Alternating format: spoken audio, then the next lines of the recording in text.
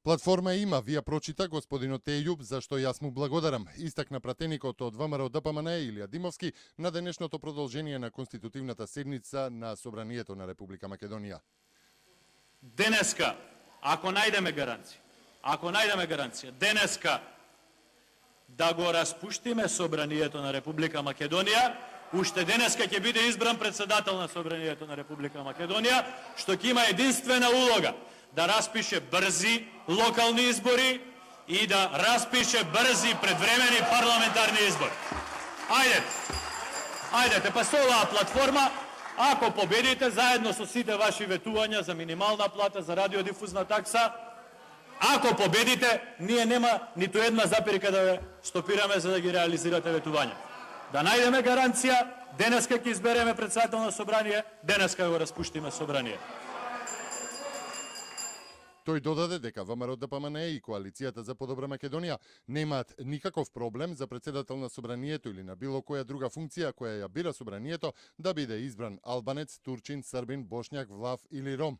Имаме проблем кога некој се обидува мнозинството од македонскиот народ и помалите етнички заедници да ги исклучи од процесот на одлучување, нагласи Димовски. Највлијателната фондација во Вашингтон и блиска до председателот Доналд Трамп и државниот секретар Рекс Тилерсон објави обемна анализа за работата на USAID и Џорџ Сорос во државите во светот.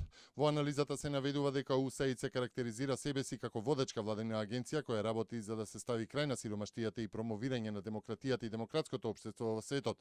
Постојат веродостојни докази, се вели во анализата, дека во текот на мандатот на Барак Обама, Американската агенција за меѓународен развој беше искористена за да се промовираат политиките во странство, кои во американското општество се уште се контроверзни и не им служат на националните и безбедносни интереси.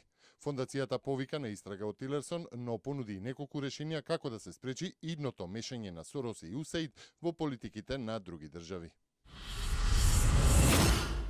Премиерот Емил Димитриев и делегацијата на ВМРО ДПМН, предводена од председателот Никола Груевски, учествуваат на Конгресот на Европските народни партии и на самитот на Европските десничарски партии, што се одржува денеска во Малта.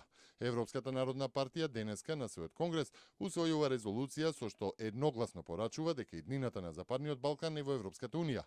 Во нацрт резолуцијата се наведува дека перспективата за пристапување на Западен Балкан и иднината на земјите од регионот во Европската унија имаат неподелена поддршка од Европската народна партија. Британскиот амбасадор во Европската унија Тим Бароу денеска во Брисел го врачи писмото за активирање на членот 50 од Лисабонскиот договор, што синоќа го потпиша британската премиерка Тереза Меј, со што официјално започна процесот на Брекзит. Во писмото Лондон ги известува европските институции за намерите на Велика Британија за напуштање на Унијата. Во меѓувреме, Европската унија го објави нацрт документот со кој лидерите на Унијата ќе одговорат на формалното известување на Велика Британија за почетокот на процесот за истапување од блокот, во кое се наведува дека тие ќе останат единствени за време на конструктивните преговори за Брекзит.